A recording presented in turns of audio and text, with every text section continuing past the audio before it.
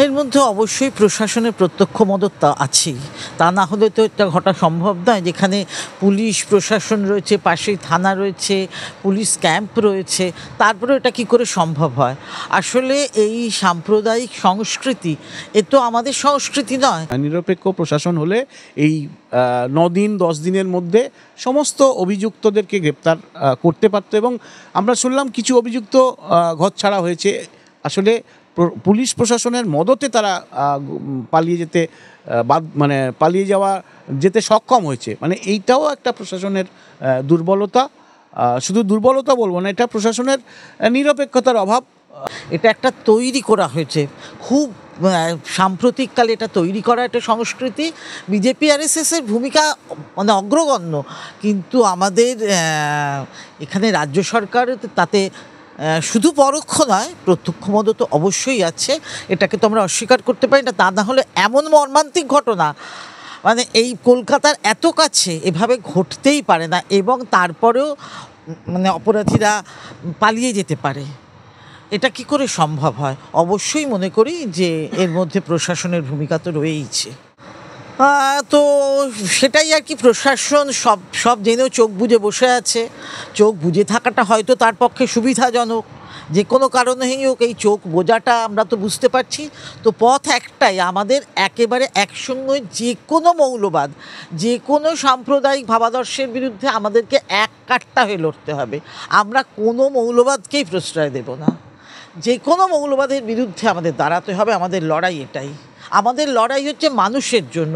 কোনো মৌলবাদ আমাদের তার পথে বাধা হতে পারে না, এবং তাহলে তার বিরুদ্ধে যথাসম্ভব শক্তি দিয়ে আমাদের লড়তে হবে। সমস্ত শক্তি, সব মানুষকে একত্রিত হয়ে লড়তে হবে, এবং এপিডিআর অবশ্যই তার সঙ্গে আছে। প্রথমত আজকে সারা ভারতবর্ষে শুধু বাঙালি মুসলিম পরিযায়ী শ্রমিক যারা, তাদের ওপর অত্যাচার নিপীড়ন ভিন রাজ্যে হচ্ছে, এবং শুধুমাত্র বাংলা ভাষায় কথা বলার জন্য এবং মুসলিম হওয়ার জন্যে এই নিপীড়নটা নেমে এসেছে। কোথাও কোথাও হিন্দু বাঙালিরাও আক্রান্ত হচ্ছেন, কিন্তু মূল টার্গেট হচ্ছে বাঙালি মুসলিম। আমরা এ রাজ্যেও তার প্রতিচ্ছবি আমরা দেখতে পাচ্ছি। যেভাবে জামিলের পরিবার আমাদের কাছে অভিযোগ করলেন যে স্টেশনে নামার পর তাদেরকে ঘিরে ধরে তাকে যথেচ্ছভাবে মারধর করা, এবং পুলিশ প্রশাসন সেই তদন্তটাকে উপযুক্ত তদন্ত না করে নানাভাবে সেটা চাপার চেষ্টা করছে, কেস হালকা করে দেওয়ার চেষ্টা করছে।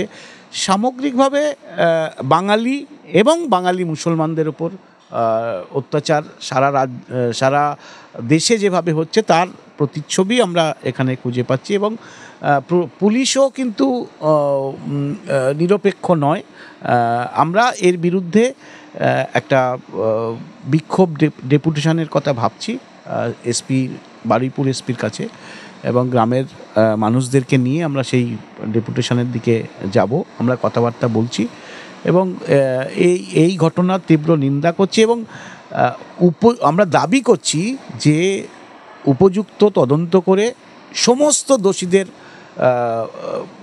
সমস্ত অভিযুক্তদের গ্রেপ্তার করা, ন্যায় বিচার দেওয়া জামিলুদ্দিনের পরিবারকে, এবং এই মৃত্যুর জন্যে তার ক্ষতিপূরণ আমরা দাবি করছি। এই 3টে দাবি নিয়ে আমরা আজকের এনাদের সঙ্গে কথা বলছি, এবং আমরা পরবর্তীকালে আমরা আন্দোলন সংগঠিত করব।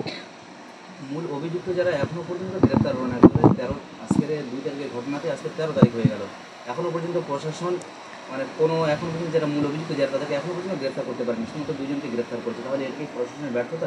প্রশাসনের ব্যর্থতা না, আসলে প্রশাসন এটাকে চেপে দেওয়ার চেষ্টা করছে। প্রশাসন তদন্তটাকে ঘুরিয়ে দেওয়ার চেষ্টা করছে, কেসটাকে হালকা করে দেওয়ার চেষ্টা করছে, এবং প্রশাসন নিরপেক্ষ নয়। আমরা অভিযোগই করছি যে প্রশাসন নিরপেক্ষ নয়। নিরপেক্ষ প্রশাসন হলে এই 9 দিন 10 দিনের মধ্যে সমস্ত অভিযুক্তদেরকে গ্রেপ্তার করতে পারত, এবং আমরা শুনলাম কিছু অভিযুক্ত ঘরছাড়া হয়েছে। আসলে পুলিশ প্রশাসনের মদতে তারা পালিয়ে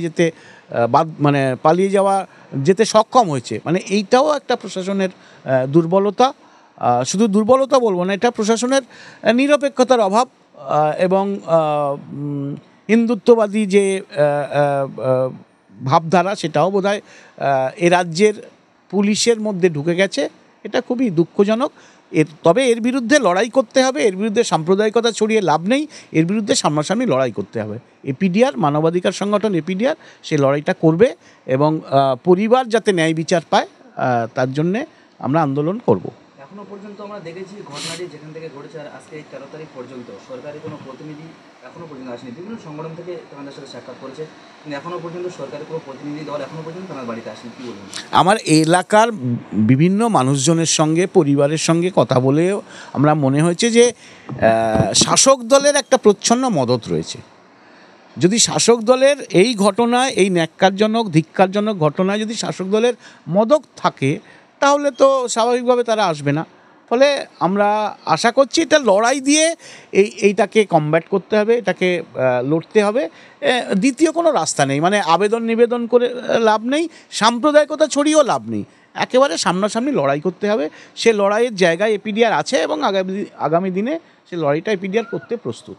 এই যে ঘটনাটি ঘটেছে, শুধুমাত্র এই ঘটনাটিকে নয়, এর আগে বহু ঘটনা ঘটেছে। শুধুমাত্র দেখতে পাচ্ছি যেখানে এরকম ঘটনা ঘটছে শুধু মুসলিমদেরকে টার্গেট করেই মারা হচ্ছে। এখনও পর্যন্ত কোনো পরিবার সঠিক বিচার পায়নি। কী বলবেন? আসলে এ রাজ্যেও হিন্দুত্ববাদী বিভিন্ন শক্তি সক্রিয়।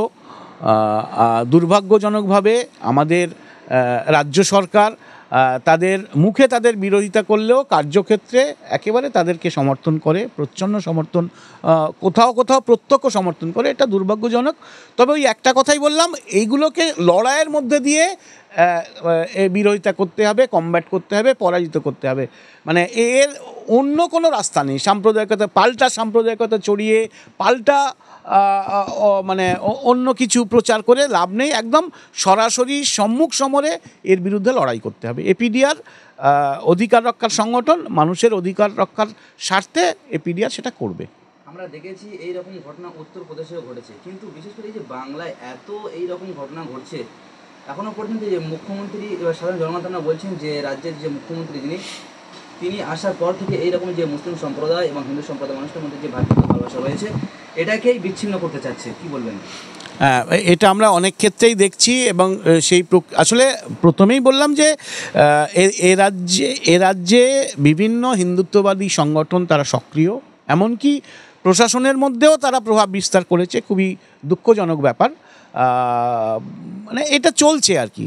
কিন্তু ওই একটাই কথা, লড়াই মানে হিন্দু, মুসলমান, খ্রিস্টান, জৈন সম্প্রদায় বিভেদে মানে এইটাকে কমব্যাট করতে হবে যৌথভাবে, একসঙ্গে লড়াই করে এটাকে কমব্যাট করতে হবে। এছাড়া দ্বিতীয় কোনো রাস্তা নেই। সাম্প্রদায়িকতার বিরুদ্ধে, সব কিছুর বিরুদ্ধে এটার একমাত্র উত্তর হলো লড়াই, এবং সেটা লড়াই সম্প্রদায় নির্বিশেষে সমস্ত ধর্মের, বর্ণের, সমস্ত স্তরের মানুষকে একসঙ্গে করে এই লড়াইটা লড়তে হবে। সেই লড়াইয়ের জন্য এপিডিআর প্রস্তুত আছে। আলতাফ আহমেদ, এপিডিআরের রাজ্য সহ সম্পাদক।